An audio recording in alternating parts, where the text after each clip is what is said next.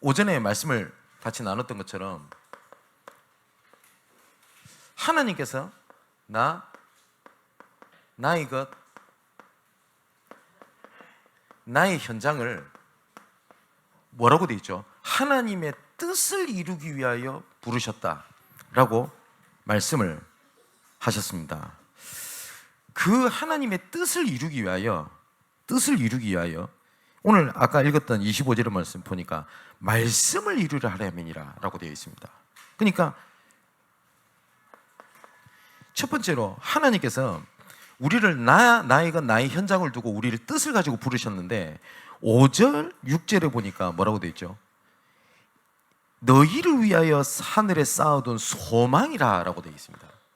여기 보니까 하나님께서 뭐라고 너희를 위하여 라고 되어 있습니다. 근데 하나님의 일을 맡기신 건데 이걸 하나님은 뭐라고 말씀하시냐면 너희를 위하여 이렇게 말씀하시는 겁니다. 여기서 우리가 중요하게 생각해야 될 게 뭐냐면 여러분, 복음을 주신 하나님이 혹시 여러분들에게 나의 필요한 것을 채우시는 하나님입니까? 아니면 하나님의 필요를 의하여 부르심 받은 납니까? 이건 엄청난 차이거든요. 근데 많은 사람들이 이 복음을 뭘로 붙잡고 있냐면 나의 필요를 위하여 붙잡고 있는 것들이 굉장히 많습니다. 내 문제를 해결해주는, 그리고 내 상황을 해결시키는, 나에게 축복을 주시는. 근데 반대로요, 하나님의 뜻으로 인하여 필요한 나냐, 그 차이가 엄청나게 큽니다. 그래서 하나님께서는 나의 것, 나의 현장에 하나님의 말씀을 이루려 함이라, 성취하시기 위하여 하나님께서는 우리를 부르셨습니다. 우리가 신앙생활은 뭐냐면 하나님의 뜻을 아는 것으로 채우는 거라고 되어 있잖아요. 이사야서 22장 22절에서 24절의 말씀 보니까 하나님의 약속입니다. 뭐라고 말씀하셨냐? 내가 또 다윗의 집의 열쇠를 그의 어깨에 두리니 그가 열면 닫을 자가 없겠고 닫으면 열 자가 없으리라. 그렇죠. 하나님께서 문을 닫아두신 것을 우리가 미치도록 기도하고 열심히 한다고 닫아둔 것이 열리지 않습니다. 그죠? 또 하나님께서 여시면 막을 자가 없습니다. 하나님께서 세계복음화를 위해서 일을 막 진행하신다? 모든 것이 달라붙어서 막아도 막지를 못합니다. 그 증거가 성경에 있지 않습니까? 그죠? 그리고 또 뭐라고 말씀하시냐? 못이 단단한 곳에 박힌 같이 그를 견고하게 하느니 그가 그의 아버지 집에 영광의 보좌가 될 것이요 그의 아버지 집의 모든 영광이 그 못과 같이 박힌 그 말씀에 걸리리니 이 걸리는 것이 어느 정도까지 연결이 되냐? 후손과 족속이 되는 각 작은 종지 곧 종지로부터 모든 하가리게까지니라. 하나님께서 이 말씀을 붙잡으실 때 후대들의 작은 모든 것까지도 하나님이 책임지시겠다라고 말씀하셨거든요. 그러면 우리가 이것이 정말 맞다면 하나님의 뜻으로 말미암은 나의 것, 나의 현장을 두고 말씀을 받고 그 말씀이 어떻게 성취되는 것을 확인하는 것을 보고 우리가 사모늘이라고 얘기를 합니다. 그죠? 뭐냐? 하나님께서 구원하신 나입니다. 지금 부모님이 원하고 내 지금 상황에 필요한 내가 아니라 하나님의 필요로 구원하신 나. 맞죠? 지금 하나님께서 나에게 주신 기능, 그 다음에 이것은요 의식주를 넘어 하나님의 뜻을 이루는 하나님의 달란트로 주신 겁니다. 맞죠? 그리고 하나님께서 그 뜻을 성취하기 위하여 지금의 나의 현장을 하나님께서 허락을 하신 거거든요. 근데 사단이 이거를 어떻게 만드냐? 못 보게 만드는 겁니다. 그래서 어떤 망대가 세워져서 보고 있냐? 이게 전부 다거든요. 이 망대는 쉽게 말하면 전망대입니다. 한번 그림을 그려볼게요. 그림 못 그리지만 여기 지평선에 여기는 굉장히 글로 써야 되겠네요. 화려한 경치가 쫙 이렇게 펼쳐져 있습니다. 여기는 쓰레기 더미가 딱 이렇게 있습니다. 똑같은 곳인데 전망대를 세워가지고 어디에다가 전망대를 세우냐에 따라서 보는 게 다릅니다. 그죠? 그러면 하나님의 계획이 계속 오고 있는 사건에 불신앙의 망대를 세워버리면요, 그게 안 보입니다. 그죠? 우리가 하나님의 망대를 세우라는 말이 그 말이거든요. 내 지금 나의 현장에 하나님의 뜻을 이루기 위하여 하나님이 부르셨다라는 망대를 세우는 겁니다. 그때부터 뭐가 되냐? 모든 사람은 절대 불가능이라는 것 속에 뭐가 보이냐? 하나님의 응답 계획이 딱 보이는 거예요. 이번에 흩어진 제자들에서 류 목사님께서 이런 말씀을 하셨습니다. 237이랑 5천 종족이랑은 사실상 같은 말이기도 합니다. 그죠? 근데 237은 우리가 갈 수 있는 나라입니다. 이건 누구든지 어쩌면 갈 수 있습니다. 이거는요, 3단체도 바라보고 합니다. 누가 그러잖아요. 전 세계의 선교사들은 다 못 들어가도 코카콜라는 다 들어가 있습니다. 코카콜라가 안 들어가 있는 문화가 없어요. 제가 어릴 때 코카콜라와 부시맨이라고 하는 영화가 있었어요. 그러니까 막 옷 벗고 막 우욱 하고 돌아다니는 그게 코카콜라 병 하나가 떨어져 가지고 일어나는 일을 영화로 이렇게 다큐멘터리 형식으로 만든 겁니다. 그죠? 그런데 5천 종족은 못 들어갑니다. 사실상 여기는 문화, 비행기, 그 다음에 여러 가지 교통수단 들어갈 수가 없어요. 여기는 다른 3단체가 네피림 문화를 형성하기 위해서 흑암 문화를 집어넣지도 못합니다. 왜냐? 못 가니까. 그죠? 그러면 다른 쪽으로 보면 어떻습니까? 하나님께서 세계라고 하는 237을 맡은 것이 맞다면 절대 불가능한 이게 우리한테는 절대 가능의 하나님의 중요한 계획이 있는 겁니다. 맞죠? 모든 불신자들도 안 된다고 얘기합니다. 절대 불가능. 그런데 하나님께서 그 계획을 우리에게 주신 거라면 그건 우리한테 절대 불가능이 아니라 절대 가능입니다. 그죠? 모든 사람들은 그 가정에서는 아무것도 할 수 없다라고 말할 때 해야만 하는 하나님의 계획을 발견하게 되면 그건 절대 가능의 하나님의 언약이 됩니다. 그러면 뭘 보냐가 중요하잖아요. 그죠? 그걸 보고 뭐라고 얘기하냐? 망대라고 얘기를 합니다. 무엇을 보고 있냐? 그 눈입니다. 어떤 사람은 똑같은 현장을 보면서 안 되는구나 라고 하는 것을 보고요. 어떤 사람은 그 가운데 이거는 하나님의 계획이구나 라는 것을 보게 됩니다. 자, 제가 금요일날 조금 간증을 드렸습니다만은 그 RTS 지금 캠프를 이번 주 수목금 이렇게 진행을 하게 됩니다. 근데 말씀의 하나님의 흐름의 방향은 똑같으니까요. 거의 대부분이 전도를 하면 내 삶에 하나님의 계획이 있다는 것을 거의 내가 모르고 있거나 아니면 내가 회피하고 있거나 그렇습니다. 그래서 신학생들 중에 어떤 한 사람이 내 삶의 황금어장을 향한 하나님의 계획을 찾아 들어가라 라고 하니까 신학교 근처에 자기 친정이 있는 거예요. 근데 이 친정은 항상 자기한테는 뭡니까? 아픈 손가락 같은 현장이었답니다. 왜냐니까 자기 동생이 있는데 자폐예요. 그러니까 치료가 필요하고 하나님의 은혜가 필요하고 위로가 필요하고 이런 거라고 생각을 했습니다. 그래서 말씀을 듣고 어떻게 했냐? 이번에는 자기 친정에 하나님의 계획이 있는 것 같다 하면서 팀원들한테 얘기를 한 거예요.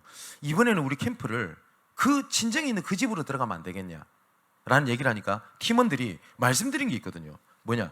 누구를 통해서 파고 들어갈 건가? 누구를 통해서 함께 갈 것인가? 그 말씀이 생각나서 오케이, 그쪽으로 가자 간 겁니다. 친정어머니가 교회를 다니세요. 그런데 이게 없는 겁니다. 항상 나는 부족하고, 심지어 이분은 이 죄책감을 가지고 살았대요.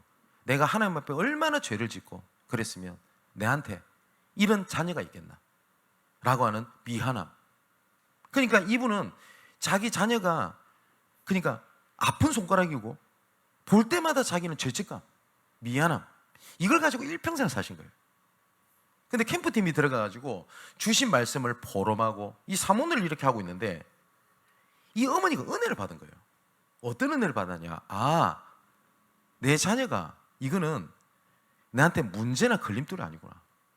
하나님께서 나에게 맡기신 현장이구나. 그리 생각이 드니까 동네에 자기 제와 똑같은 자녀의 어려움을 당한 사람이 눈에 보이는 거예요. 심지어 조그마한 촌이니까 아, 저 집에는 지금 자폐가 있는 집이다라고 다 알아요. 그죠? 근데 이분이 은혜를 받고 얼굴이 달라져 버린 거예요. 그랬더니 어떤 일이 지난주에 벌어졌냐? 동네 사람들이 와서 묻더랍니다. 아, 얼굴이 좋아 보인다고. 좋아 보인다고. 이때 본인이 뭔 얘기했냐? 믿음의 고백을 한 거예요.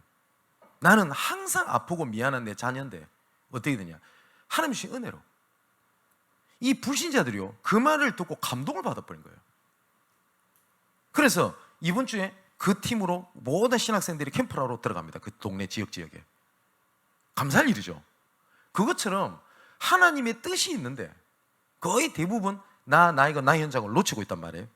그래서 오늘 본문에 자, 읽으면서 봅시다. 24절에 이렇게 됐죠. 나는 이제 너희를 위하여 받는 괴로움을 기뻐하고 그리스도의 남은 고난을 그의 몸된 교회를 위하여 내 육체에 채우노라. 여기 보니까 교회를 위하여라고 되어 있습니다. 자, 여기 보니까 그리스도의 남은 고난을 그의 몸된 교회를 위하여 내 육체에 채운다는 말은 하나님의 구원 계획을 얘기하겠죠. 그럼 교회라는 것이 뭐냐? 위로받으러 오는 것도 맞습니다. 그리고 사랑을 받고 안식을 얻으러 오는 것도 맞습니다. 그런데 하나님께서 택하신 자가 모이는 거죠. 모여서 뭘 하는 거냐? 이 사람들을 모아가지고 복음 공동체를 세우신 겁니다. 이 복음 공동체를 세워가지고 뭘 하시는 거냐면 복음이 선포되는 자리에 하나님께서 뜻을 알게 하시기 위하여 부르셨습니다. 이 일을 중요한 센터 역할을 누가 해야 될 거 아닙니까? 그죠? 이걸 보고 뭐라고 그러냐? 택하신 자, 렘넌트, 이 사람들은 하나님이 모으신 겁니다. 유니티. 모아서 뭘 하자는 거냐? 다른 거 하자는 거 아니지 않습니까? 복음의 뜻을 아는 트레이닝. 반드시 이걸 누가 역할을 해야 되거든요. 센터입니다. 이걸 보고 우리가 RUTC라고 얘기를 해요. 자, 이 교회를 위하여 내 몸된 교회를 채운다라고 돼 있고요. 두 번째는 이렇게 돼 있죠. 이 일을 위하여 하나님께서 25절을 보니까 내가 교회 일꾼이 된 것은 하나님이 뭐라고요? 너희를 위하여라고 돼 있습니다. 그리고 내게 주신 직분을 따라 하나님께서 이 일을 맡기신 겁니다. 하나님께서는 직분자를 일을 하라고 세우신 게 아니에요. 뭐예요? 하나님의 말씀을 이루기 위하여 직분을 주신 겁니다. 다른 것이 아니라 하나님의 말씀을 이루기 위하여. 지금 주시는 하나님의 말씀이 진짜 맞구나, 그것을 후대에게 전달하기 위하여 하나님께서 교사를 세우신 겁니다. 맞죠? 이 하나님의 말씀이 이루어지는 것에 의하여, 그것을 위하여 함께 동역할 수 있는 중직자를 하나님이 세우신 겁니다. 근데 여기서 보니까 직분을 따라서 주셨는데 이거를요, 너희를 위하여라고 되어 있습니다. 하나님께서 우리 복음을 어떻게 주시냐면 너희를 위하여 주셨다라고 되어 있어요. 그래서 하나님께서 방주를 세우실 때도 하나님께서, 하나님의 계획이잖아요. 이 하나님의 계획인데 하나님이 뭐라고 말씀하시냐면 노아에게 너를 위하여, 그리고 너의 후대를 위하여, 생명을 보존하기 위하여, 생명 운동을 하기 위하여 방주를 지어라. 그 무슨 말이죠? 하나님의 뜻이 하나님의 뜻이지만 누굴 위하여 준 거라고요? 너희를 위하여 주신 거라고 돼 있어요. 너희를 위하여. 그래서 전도 운동에서 제일 중요한 게 있습니다. 전체가 함께 가는 겁니다. 이 일을 위하여 어쩔 때는 뭐요?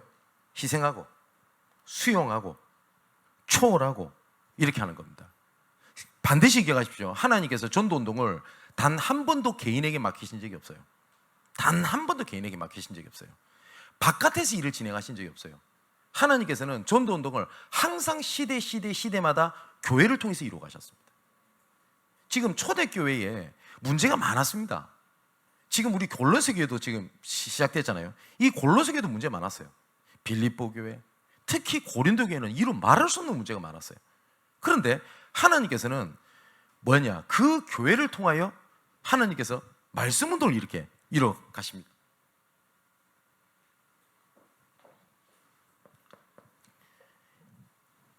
에베소서 4장 7절에서 14절에 보니까 하나님께서 직분을 주셨는데 여기는 뭐라고 되어 있냐? 각 사람에게 그리스도의 분량대로 은혜로 주셨다라고 되어 있거든요. 은혜로 주셨는데 어떤 사람은 사도로, 어떤 사람은 선지자로, 어떤 사람은 목사로, 어떤 사람은 교사로 성도를 온전하게 하여 봉사일을 하게 하며 그리스도의 몸을 세우려 하려 하십니다 라고 말씀하고 계십니다. 그러니까 하나님의 말씀을 이루시기 위하여 교회에 하나님께서 그 일을 주셨고 직분을 세우셨다라고 되어 있습니다. 그래서 이 일이 그 일로 끝나는 것이 아니라 26절 일이 되어 있죠. 이 비밀은 만세와 만대로부터 감춰진 것인데 이제는 그의 성도들에게 나타났고 라고 되어 있습니다. 여기에 계신 분들은 거의 다 직분자들입니다. 중직자 혹은 교사, 그죠? 이 일이 응답이 가가지고 어떻게 하냐? 성도들을 통해서 나타나시기 위하여 하나님께서 하셨다라고 기록되어 있어요. 그래서 지금 우리가 계속 말씀하시잖아요. 기존 성도, 그리고 새가족, 그리고 세 번째 낙심자, 이런 사람들 주위에 하나님의 전도 문과 계획이 뭐 있는지를 찾아봐라. 하나님께서 이때 하나님께서 그 사람을 만나게도 하십니다. 중요한 건 뭐냐? 뜻을 정할 때. 근데 이 사단은요, 어떤 망대를 딱 세우게 만들어버린지 압니까? 지금 내가 죽을 파이라. 그러다 보니 옆에 있는 사람이 안 보여요. 하나님께서는 뭐라고 부르셨냐? 거룩하고 흠이 없게 하시려고 부르다고 되어 있거든요. 자, 22절 이렇게 되어 있죠. 이제는 그의 육체의 죽음으로 말미암아 화목하게 하사 너희를 뭐요? 거룩하고 흠없고 책망할 것이 없는 자로 그 앞에 세우셨다고 하는데 나는 부족하고 문제 많고 안 된다고 생각을 하는 겁니다. 그게 아닌데, 그죠? 그러다 보니 옆에 죽어가고 있는 것이 눈에 보이질 않아요. 그건 뭐냐? 성도들을 통해서 나타나셨다라고 되어 있지 않습니까? 그래서 교회 안에 이런 성도들을 세우는 겁니다. 이것이 나중에 네 번째 뭐라고 되어 있냐? 27절에 얘기 되어 있죠. 하나님이 그들로 하여금 뭐요? 성도들이죠. 성도들로 하여금 그 비밀의 영광이 이방인 가운데 풍성하게, 얼마나 풍성한지를 알게 하려 하심이라 라고 되어 있어요. 이것이 나중에 어떻게 해요? 이방인에게 전달되기 위함이다 라고 되어 있습니다. 자, 그래서 전도운동, 지역복음화를 전도운동에서 제일 중요한 키가 뭐냐? 하나님께서 이미 주신 시스템을 활용하는 거예요. 그게 누구냐? 이걸 가지고 벌어져 있는 99% 불신 현장을 향해 믿음 갖고 도전하는 겁니다. 그런데 이 교회 안에 있는 사람들도요, 완전한 사람이 없어요. 그러다 보니까 자꾸 속는 겁니다. 교회 안에는 1%의 소수가 있거든요. 근데 이 1%도요 흔들흔들해요. 그죠? 그리고 연약하고 부족하고, 어쩔 때는 야, 이 사람들이고 전도할 수 있겠나? 어쩔 때는 이렇게 착각이 들 때도 있습니다. 야, 이 사람들이 진짜 복음 하나? 그리고 이 사람들 진짜 기도할까? 이런 생각이 들 때도 있습니다. 그죠? 근데 우리 착각, 여기서 첫 번째 착각이 뭐냐? 그래서 어디에 집중하게 만드냐? 사단은요, 요거. 그래서 나부터, 우리 교회부터 나 이렇게 하고 있습니다.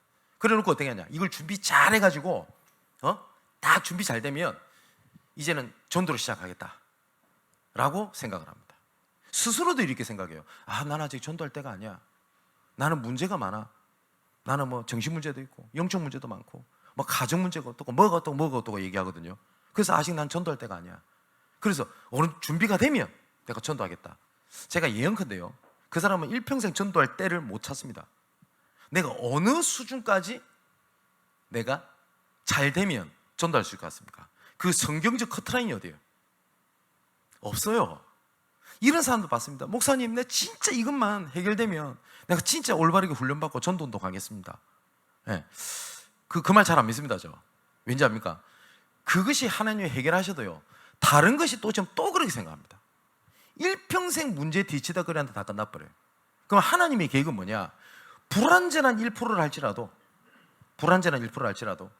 벌어져 있는 99% 불신 현장을 향한 전체를 살리는 여정 속에 나의 것, 나의 현장, 전체를 살리는 하나님의 계획 속에 교회, 나의 현장, 그리고 업, 지역 기능. 그러면 하나님께서 불완전한 1%도 하나님이 책임지신다. 그게 하나님의 방법입니다. 자, 성경적 근거를 대지 않습니까? 마태복음 28장 16절에 20절에 이렇게 되어 있지 않습니까? 오히려 의심하는 자도 있더라. 예수님은 아셨어요. 그죠? 그럼 예수님께서 이렇게 말씀하셔야 됩니다. 왜 아직까지 의심하냐? 그것도 하필이면 언제죠? 감람산에서 40일 동안 하나님의 나라 일을 예수님께서 직접 말씀하시면서 훈련하셨을 때입니다. 아닌 말로 예수님이 주 강사가 되어 40일 집중훈련 하신 거예요. 그죠? 그런데도 정신 못 차린 겁니다. 뭐라고 하죠? 의심하는 자도 있더라. 그럼 예수님께서 덜 됐구나 이래야 될 거 아닙니까? 이 사람들에게 하나님께서 말씀하셨습니다. 뭐요? 모든 족속으로 가서 제자를 삼아라. 불완전한 1%라도 벌어져 있는 99% 불신 현장의 방향을 맞출 때 어때요? 그 제자들이 나중에 어떻게 됩니까? 전부 다 순교를 할 만큼 하나님 앞에 서게 됩니다. 또 요한복음 21장 15절에서 18절의 말씀 보니까 베드로에게 나타나셨습니다. 근데 하나님이 묻지도 따지도 않았어요. 네 왜 의심하냐? 네 그거밖에 수준 안 되냐? 너가 그런다고 수제자냐? 네 그래야 인간 되겠나? 라고 말씀 안 하셨어요. 딱 한마디를 물어보셨어요. 베드로의 중심, 네가 나를 사랑하냐? 근데 베드로가 양심은 있었어요. 양심은. 성경에 4가지 사랑이 있습니다. 말씀드렸죠? 남녀 간의 사랑, 에로스, 그리고 친구 간의 사랑, 필레오, 스승과 제자 간의 사랑, 스톨게. 스톨게는 친구 간의 사랑이어서 필레오가 스승 제자 간의 사랑. 하나님의 절대적 사랑을 아가페라고 얘기합니다. 예수님이 이렇게 물어보는 거예요. 원어에 그렇게 써 있거든요. 네가 나를 아가페하냐? 근데 베드로가 양심이 찔리잖아요. 그래서 뭐라고 대답하는지 압니까? 내가 주님을 필레오합니다 라고 고백을 해요. 근데 예수님 원하신 베드로의 중심이 아닌 걸 아세요. 다시 묻습니다. 네가 나를 아가페하냐? 그러니까 베드로가 걱정하여 이르되 내가 주님을 필레오합니다. 3번째 또 묻습니다. 네가 나를 사랑하냐? 그때 베드로가 자기 속인 얘기를 해요. 뭐냐? 내가 주님을 아가페하는 줄 주님께서도 아십니다. 그때 예수님 말씀하셨습니다. 내 양을 먹이라, 내 양을 치라. 예수님께서는 뭘 물어보셨죠? 중심을 보셨어요. 베드로의 실수를 보지 않으셨다고요. 그런데 이 말씀 이후에 예수님이 부활하셨으니까 수많은 제자들이 따라다닐 거 아닙니까? 근데 누가 함께 하는지 알아요? 가룟 유다. 야, 이 대단한 친구죠. 예수님을 배반한 것도 모자라 예수님을 팔았는데 예수님 제자 더 따라다니는 겁니다. 예수님 모를 거라고 생각했던 것 같아요. 베드로는 알지 않습니까?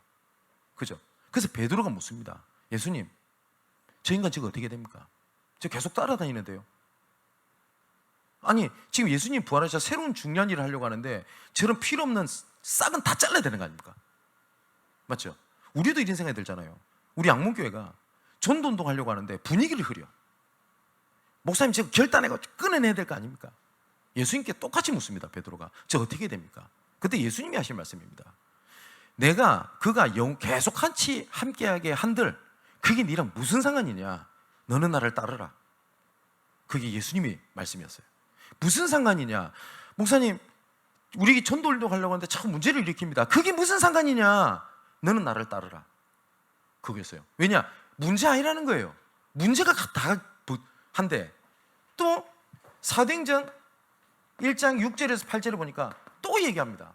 예루살렘 회복할 때가 언제입니까? 그래, 세계복음화 전도운동 알겠어요. 그런데 언제 응답될 겁니까? 못 깨달은 거죠. 사실상. 그잖아요. 언제 응답 줄 거예요? 이게 더 관심이 많았다니까요. 이것을 말했던 제자가 누군지는 성경에 기록되어 있지 않습니다. 근데 대략 예상하건대 사도 빌립일 가능성이 큽니다. 빌립은 민족주의자입니다. 빌립이 예수님 앞에 순교를 합니다. 그죠? 이런 사람들 앞에 놓고 되겠나? 이놈들 데리고 딴 것까지 복음 전하겠나? 예수님 그렇게 말씀 안 하셨어요. 불완전한 1%를 할지라도 하나님의 전체를 향한 하나님의 계획을 방향 맞출 때 불완전한 1%도 하나님이 책임지셨다. 그래서 우리의 전도 운동은 뭐냐? 전체를 살리는 요정 속에 나의 것, 나의 현장입니다. 그래서 이번 산업선교 때 류 목사님께서 말씀하셨잖아요. 나의 업을 어디로요? 237로 방향 맞춰라. 그죠? 내 미래를 237로 방향 맞춰라. 아멘입니다. 그죠? 자, 28절에 이렇게 되어 있습니다. 이제는 이방인을 향하여 파고들게 하겠다라고 말씀하시면서 28절에는 그리스도 안에서 뭐요? 완전한 자로 세우기 위한 하나님의 계획이 있다.